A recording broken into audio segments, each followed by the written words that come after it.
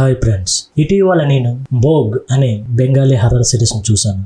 దీనిని పరమవ్రత చట్టోపాధ్యాయ డైరెక్ట్ చేశారు. ఈ సిరీస్ హోయ్ చోయ్ అనే ఓటీటీ ప్లాట్ఫామ్ లో అందుబాటులో ఉంది. ఈ రోజు వీడియోలో మనం భోగ్ సిరీస్ కథను వివరించే ముందు మన ఛానల్ ఫస్ట్ టైం చూస్తున్నట్లయితే లైక్ చేసి సబ్స్క్రైబ్ చేయండి. మరి ఇంకెందుకు late, let me begin the story. Friends, ఈ వీడియోని పూర్తిగా చూస్తారని నా రిక్వెస్ట్. భోగ్ సిరీస్ లో మొత్తం 6 ఎపిసోడ్లు ఉన్నాయి. మొదటి ఎపిసోడ్ లో సుబేష్ అనే వ్యక్తిని చూస్తాం. అతను ఒక యాంటిక్ షాప్ నడుపుతాడు. అతని షాప్ లో ఒక ప్రత్యేకమైన విగ్రహం ఉంటుంది. ఇది ఒక దేవత విగ్రహంలా కనిపిస్తుంది, కానీ దాని చేతిలో వీణ, స్తూపం మరియు ఏనుగు కూడా ఉంటాయి. ఇది అసాధారణం. సుబేష్ స్టాప్ లోనే రతన్ ఈ విగ్రహాన్ని స్టోర్ లో ఉంచుతాడు. కానీ కొద్దిసేపటి తర్వాత రతన్ కి ఒక దెయ్యం ఆకారం కనిపిస్తుంది. అది నాకు ఆకలిగా ఉంది, నాకు ఏదైనా ఆహారం కావాలి అని చెప్తుంది. దీంతో రతన్ చాలా భయపడిపోతాడు. మరుసటి రోజు నుండి షాప్ కి రావడం మానేస్తాడు. మరోవైపు సురేష్ యొక్క ప్రధాన పాత్ర అయిన అతిన్ చూస్తాం. అతను తన కంపెనీలో టాప్ పెర్ఫార్మర్ గా ఉంటాడు మరియు అతనికి ప్రమోషన్స్ కూడా వస్తుంది. అతిన్ కి యాంటిక్ వస్తువులు సేకరించడం అంటే చాలా ఇష్టం మరియు సుబేష్ అతని స్నేహితుడు. అందుకే ఆఫీస్ తర్వాత అతిన్ నేరుగా సుబేష్ షాప్ కి వెళ్ళిపోతాడు. ప్రమోషన్ ఆనందంలో పార్టీ చేయడానికి. షాప్ లో అతిన్ దృష్టి ఆ దేవత విగ్రహమై పడుతుంది అండ్ అతను దానిని చూసి చాలా ఆకర్షితులవుతాడు. అతిన్ సుబేష్ ని దాని గురించి అడుగుతాడు, కానీ సుబేష్ ఆ విగ్రహం గురించి ఎక్కువగా తెలియదు. అది టిబెటియన్ స్టైల్లో తయారు చేయబడింది అన్నమాట. అప్పుడు సుబేష్ చెప్తాడు, కొన్ని రోజుల క్రితం సమీపంలోనే ఒక పెద్ద ఇల్లు ఖాళీ అయింది. అది చక్రవర్తి కుటుంబానికి చెందినది. ఆ కుటుంబంలో అందరూ కాలక్రమేణా మరణించారు, వేరే చోట స్థిరపడ్డారు. కుటుంబంలో చివరి వ్యక్తి, ఒక కూతురు తన భర్తతో కలిసి అమెరికాకు వెళ్తుంది. అందుకే ఆమె ఇంట్లోని అన్ని వస్తువులు అమ్ముతుంది. అక్కడి నుండి సుబేష్ కి చాలా యాంటిక్ వస్తువులు చౌకగా దొరికాయి. ఆ వస్తువులను సేకరిస్తున్నప్పుడు ఒక బాబా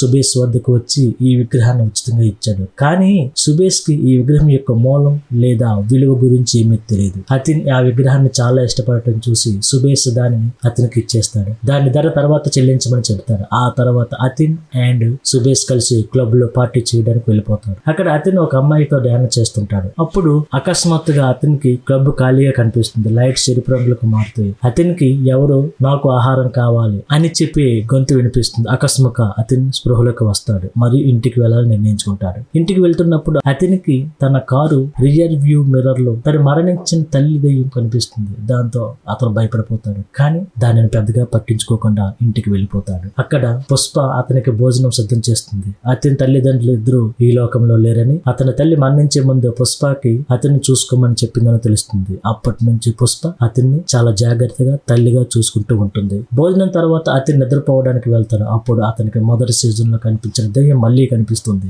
దీంతో భయంతో అతను నీటి గ్లాస్ పడేస్తాడు. అకస్మాత్తుగా అతను నిద్ర మేల్కొంటాడు. అదంతా కలని అనుకుంటాడు, కానీ గదిలో నీటి గ్లాస్ నిజంగానే పడి ఉంటుంది. అడుగుల గుర్తులు కూడా ఉంటాయి. ఏది ఏమైనా మరుసటి రోజు ఉదయం అతిన్ ఆ దేవత విగ్రహాన్ని టేబుల్ పై ఉంచి దాని ముందు ధూపం, పుష్పాలు సమర్పిస్తాడు. ఆ తర్వాత అతిన్ ఇంటికి అతను అంకుల్ బోస్ వస్తాడు. అతను ఆ విగ్రహాన్ని చూస్తాడు. బోస్ అంకుల్ చెప్తాడు, ఈ విగ్రహం టిబెటియన్ లా కనిపిస్తుంది. ఈ దేవత బహుశా తాంత్రిక సత్తును కలిగి ఉండవచ్చు అని అతను చెబుతాడు. బౌద్ధ మతంలో కూడా తాంత్రిక విధానాలు ఉన్నాయి అండ్ వజాయిన్ బౌద్ధ మతం నుండి ఇది హిందూ తాంత్రిక విధానాల నుండి ప్రేరణ పొందింది. 10 నుండి 14వ శతాబ్దం వరకు భారతదేశంపై దాడులు జరుగుతున్నప్పుడు చాలా మంది బౌద్ధులు టిబెత్ కు వలస వెళ్లారు. అలా తాంత్రిక ఆచారాల టిబెత్ లో కొనసాగాయి. బోస్ అంకుల్ అతన్ని మందలిస్తూ అతను ఈ విగ్రహాన్ని పూజించకూడదు అని చెప్తాడు. ఎందుకంటే ప్రతి దేవతకి పూజ చేసే విధానం వేరు. అతను తప్పుగా పూజిస్తే దేవత కోపగించుకోవచ్చు. అంకుల్ చెబుతాడు, కొన్ని రోజుల తర్వాత తాను మళ్ళీ వస్తానని, సమీపంలో పూజను తీసుకొస్తానని, ఆ పూజారి విగ్రహం గురించి ఏదైనా చెప్పగలనని. ఈ కన్వర్జేషన్ సమయంలో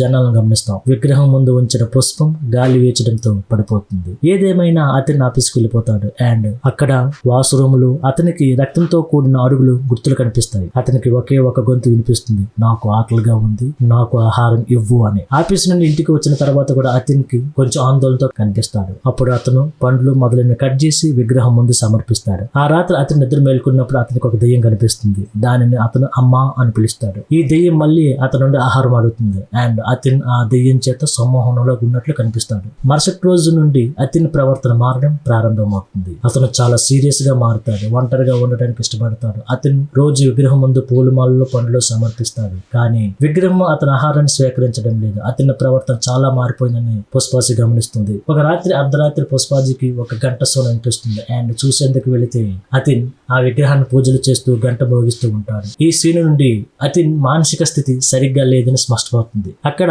పుష్పాజీ వెనుక ఒక అమ్మాయి దెయ్యం కనిపిస్తుంది. పుష్పాజీ ఈ విషయాలన్నీ బోస్ అంకుల్ చెప్తుంది. అంకుల్ ఆ పూజారిని తీసుకుని అతన్ని కలవడానికి వస్తాడు. పూజారి చెప్తాడు తాను కూడా ఈ విగ్రహానికి దేవతను గుర్తించలేకపోతున్నానని, అతను ఈ తెలియని దేవతను పూజించకూడదని చెప్తాడు. ఆ మాటలు విని అతను పూజారిపై కోపగించుకుంటాడు. ఇక్కడ జనాలను గమనిస్తాం. అతను ఇప్పుడు తన ఆరోగ్యాన్ని పూర్తిగా నిర్లక్ష్యం చేస్తున్నాడు. ఆఫీసులో అతనికి బెస్ట్ ఎంప్లాయీ అవార్డు లభిస్తుంది. కానీ అతనికి ఏ పనిలోనూ ఆసక్తి లేదు. అతను అవార్డు తీసుకుని త్వరగా ఇంటికి వెళ్లి విగ్రహాన్ని పూజించాలని అనుకుంటాడు. ఆఫీస్ స్నేహితులు కూడా అతని వింత ప్రవర్తన గమనిస్తారు అండ్ అతని కోసం ఆందోళన చెందుతూ ఉంటారు. ఆ రాత్రి అతని ఆఫీస్ నుండి నేరుగా ఇంటికి వస్తుండగా అతని కారు ముందుకు ఒక స్త్రీ వస్తుంది. అతను ఏదో విధంగా కారు నాపుతుంది. ఆ స్త్రీ డామరి. అతనితో ఆహారం అడుగుతుంది. డామరి చెబుతుంది తన భర్త మరణించడంతో తన కుటుంబం తనను ఇంటి నుండి బయటకు ఎంచేసిందని, కాబట్టి అతను తనను తన ఇంటికి తీసుకెళ్లమని కోరుతుంది. అతను ఏదో కారణంగా డామర్ని తన ఇంటికి తీసుకెళ్తాడు. ఈ విషయం పుష్పాజీకి అస్సలు ఇష్టం లేదు. కానీ అతని పట్టుదలతో డామర్ని ఉంచడానికి చోటు ఇస్తాడు.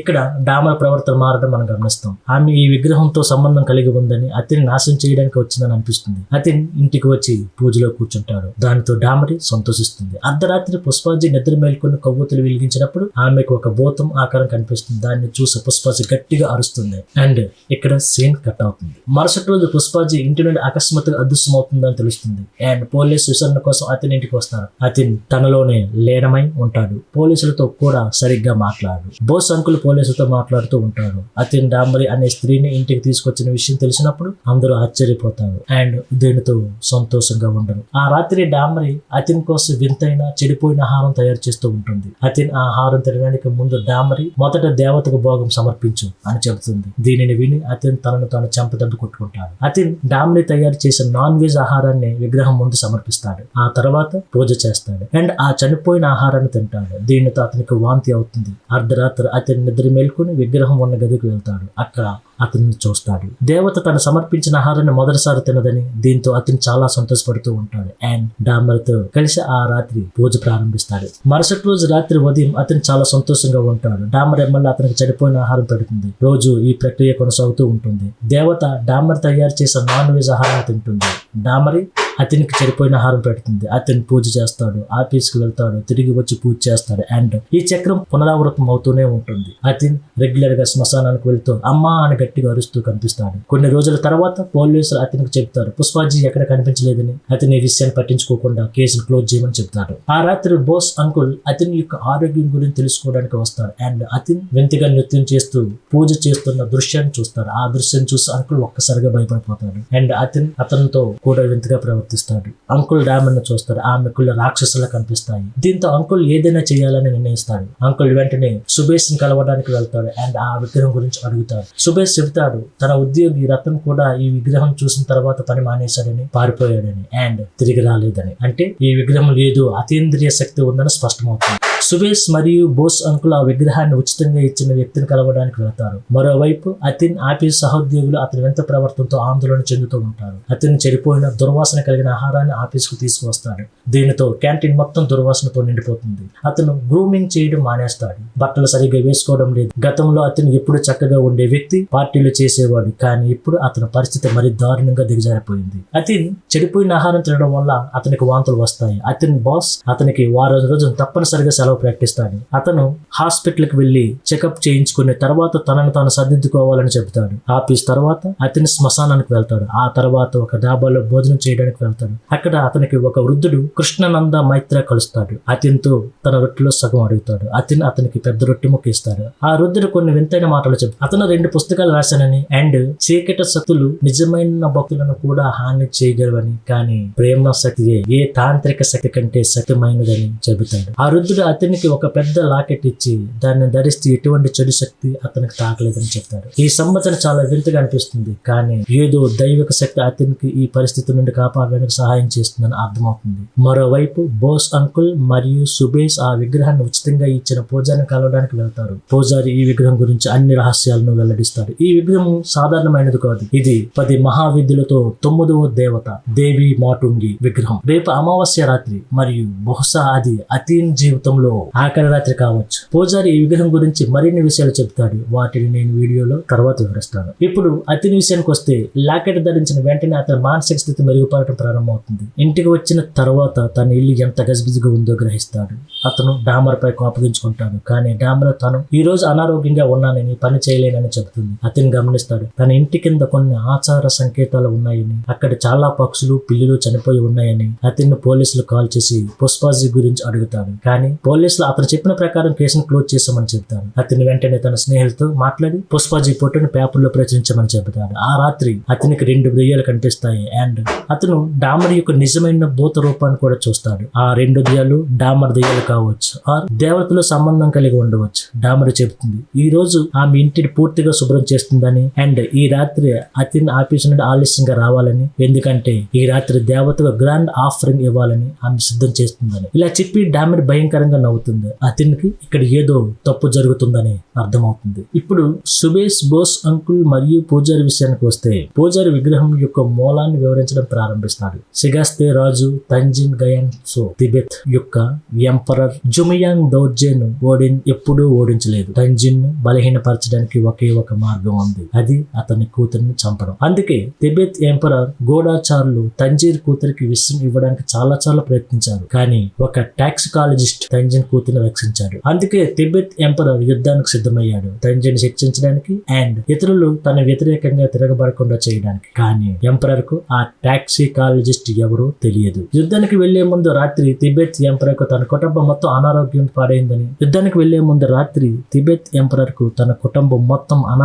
పడిపోయిందని తెలుస్తుంది. ఒక్కసారిగా ఎంపరర్ కుటుంబం మొత్తం సమాప్తం అవుతుంది, అంటే చనిపోతారన్నమాట. ఇదంతా ఆ టాక్సికాలజిస్ట్ సహస్రాక్ష చక్రవర్తి వల్ల జరిగింది. అవును ఫ్రెండ్స్, ఇదే ఆ చక్రవర్తి కుటుంబం. దీని నుండి సుబేష్ కి ఈ విగ్రహం దొరికింది. పూజారి కుటుంబం ఈ చక్రవర్తి కుటుంబానికి తరతరాలుగా పూజారులుగా ఉన్నారు. 16వ శతాబ్దంలో చక్రవర్తి కుటుంబం ఈ బెంగాల్ ఇంటికి మారింది. ఆ సమయంలో ఇంటి యజమాని విశ్వేశ్వర చక్రవర్తి అండ్ సహస్రాక్ష చక్రవర్తి అతని సోదరుడు. సహస్రాక్ష అంత ప్రమాదకరమైన టాక్సికాలజిస్ట్, అతనికి పాములు కూడా భయపడేవి. అతను 30 ఏళ్ల వయసులో ఒక రోజు అదృశ్యమయ్యాడు, ఎందుకంటే అతను ఒక తపస్వి వద్ద శిక్షణ పొందడం ప్రారంభించాడు. 10 సంవత్సరాల తపస్వి శిక్షణ తర్వాత అతను టిబెత్ కు వెళ్లి ఒక తాంత్రిక గురువు వద్ద తాంత్రిక విధిలో నైపుణ్యం సాధించాడు. సహస్రాక్ష వజ్రయాస తాంత్రిక విద్యను నేర్చుకున్నాడు. ఆ తర్వాత అతను తాంజిన్ సోదరుని రక్షించాడు అండ్ టిబెత్ ఎంపరర్ ను పతనం చేశాడు. దీనికోసం అతను రాజ్యంలోని ఉత్తమ శిల్పిని పిలిపించి ఈ విగ్రహాన్ని తయారు చేయించాడు. అందుకే ఈ విగ్రహం కొంచెం టిబెటియన్ లా కనిపిస్తుంది, కానీ ఇది ఒక దేవత విగ్రహం. సహస్రాక్షకు తెలుసు ఈ విగ్రహం తప్పుడు తాంత్రికుల చేతిలోకి వెళితే చాలా విధ్వంసం తెచ్చి పెట్టగలదని. అందుకే ఒక రోజు రహస్యంగా ఈ విగ్రహంతో బెంగాల్లోనే తన ఇంటికి తిరిగి వచ్చాడు. అక్కడ అతను విగ్రహానికి ప్రాణ ప్రతిష్ఠ చేసి స్థాపించాడు. గత 600 సంవత్సరాలుగా చక్రవర్తి కుటుంబంపై దేవత ఆశీస్సులు ఉన్నాయి. సహస్రాక్ష నియమం 1, చక్రవర్తి కుటుంబం ఈ ఇంటిని వదిలిపెట్టే రోజు ఈ విగ్రహాన్ని ఒక వ్యక్తికి అప్పగించాలి. అందుకే పూజారి ఈ కుటుంబాన్ని చూసుకునే వ్యక్తిగా ఈ విగ్రహాన్ని సుబేష్ కు ఉచితంగా ఇచ్చాడు, ఎందుకంటే చక్రవర్తి కుటుంబం ఈ ఇంటిని శాశ్వతంగా వదిలిపెట్టి వెళుతుంది. కానీ పూజారికి తెలియదు ఈ విగ్రహం అతని జీవితంలో పెద్ద విపత్తును తెచ్చి పెడుతుందని. పూజారి చెప్తాడు అతన్ని రక్షించడం ఇప్పుడు చాలా కష్టమని, ఒక దైవిక శక్తి మాత్రమే అతను కాపాడగలదని. మరోవైపు అతన్ ఆఫీస్ కు వెళ్ళిపోతూ ఉంటాడు అండ్ అతను ఇప్పుడు చాలా మెరుగ్గా ఫీల్ అవుతున్నాడని స్పష్టంగా కనిపిస్తుంది. ఆఫీస్ తర్వాత అతని శ్మశానానికి వెళ్లడం లేదు, బదులుగా ఇంటికి వెళ్తున్నాడు. అక్కడ బోస్ అంకుల్ అతని కోసం ఎదురు చూస్తూ ఉంటాడు. అంకుల్ అతనికి విగ్రహం గురించి అన్ని విషయాలు వివరిస్తాడు అండ్ డామర్ సాధారణ మనిషి కాదని చెబుతాడు. అంకుల్ చెబుతాడు దేవి మాటుంగి నిజానికి దేవి సరస్వతి యొక్క తాంత్రిక రూపం, అందుకే ఆమె చేతిలో వేణు ఉంది. దేవి మాటిని తిరస్కరించబడిన అండ్ అశుద్ధమైన వాటిని రక్షిస్తుంది. అతను దేవత పూజలో తప్పు చేశాడు, అందుకే అతనికి ఈ స్థితి. దేవత కోపగించుకున్నప్పుడు బాధితుడు మొదట ఆలోచించడం, అర్థం చేసుకోవడం మానేస్తాడు. ఆ తర్వాత అతనికి సమాప్తం కావాలని అనిపిస్తుంది, అంటే చనిపోవాలనిపిస్తుంది. అందుకే అతను శ్మశానానికి వెళ్తున్నాడు. ఆ తర్వాత బాధిత అందరి నుండి దూరం అవుతున్నాడు. ఒంటరిగా మిగిలిపోతాడు. కుటుంబాన్ని వదిలేస్తాడు. అండ్ చివరికి ఒక పిశాచిని అతన్ని చంపడానికి వస్తుంది. కాబట్టి డామరి నిజానికి ఒక పిశాచిని. డామరి అతనికి చెడిపోయిన ఆహారం పెట్టి అతను నాశనం చేసింది. అండ్ ఆ రాత్రి అమావాస్య రాత్రి ఆమె తన నిజ రూపంతో వచ్చి అతన్ని సమాప్తం చేస్తుంది, అంటే చంపేస్తుంది. ఈ విషయాలు విని అతను ఇక్కడి నుండి పారిపోవాలని, మరుసటి రోజు ఉదయం వచ్చి విగ్రహాన్ని పడేయాలని చెప్తాడు. కానీ అంకుల్ చెప్తాడు ఈ పిశాచిని అంతర్ని వదలదని. అండ్ అతని ఆ రాత్రి దాన్ని ఎదుర్కోవాలని, ఓడించాలని. అందుకే ముగ్గురు ఇంట్లోకి రహస్యంగా వెళ్తారు అక్కడ ఏం జరుగుతుందో చూడటానికి. లోపల డామర్ తన పిశాచ రూపంలో కట్ చేసిన చేతిని ఉడికిస్తూ ఉంటుంది. అండ్ ఆ చెయ్యి పుష్పాజీది. అవును ఫ్రెండ్స్, ఆ తర్వాత డామర్ అంకుల్ పై దాడి చేసి అతను స్పృహకు తప్పేలా చేస్తుంది. ఆ తర్వాత ఆమె అతనిపై దాడి చేయడానికి వెళుతుంది. కానీ అతను ధరించిన లాకెట్ కారణంగా అతను గాయపరచలేదు. అందుకే ఆమె అతని మనసును గందరగోళంలో పరిచి లాకెట్ ని తీసేయమని అరుస్తుంది. అప్పటికే డిస్టర్బ్ లో ఉన్నాడు. ఆమె మాటలకు పడి లాకెట్ ని తీసేస్తాడు. ఆ వెంటనే డామర్ అతనిపై దాడి చేస్తుంది. అండ్ అతను చనిపోవడానికి ఖాయంగా కనిపిస్తుంది. కానీ అప్పుడు అతనికి ఒక వృద్ధుడు చెప్పిన మాటలు గుర్తుకు వస్తాయి. ఏ తాంత్రిక శక్తి కంటే ప్రేమ శక్తి గొప్పదని. అతనికి బోస్ అంకుల్ తనని ఎంతగా చూసుకున్నాడో గుర్తుకొస్తుంది. అతను ఏదో విధంగా తన లాకెట్ ని తీసుకుని డామర్ తలపై దానితో దాడి చేస్తాడు. దీంతో డామర్ చనిపోతుంది. ఆమె శరీరం గాలిలో అదృశ్యమవుతుంది. ఆ తర్వాత అతని విగ్రహం ఉన్న గదికి వెళ్లి నవ్వుతాడు. అండ్ ఇక్కడితో సీన్ కట్ అవుతుంది.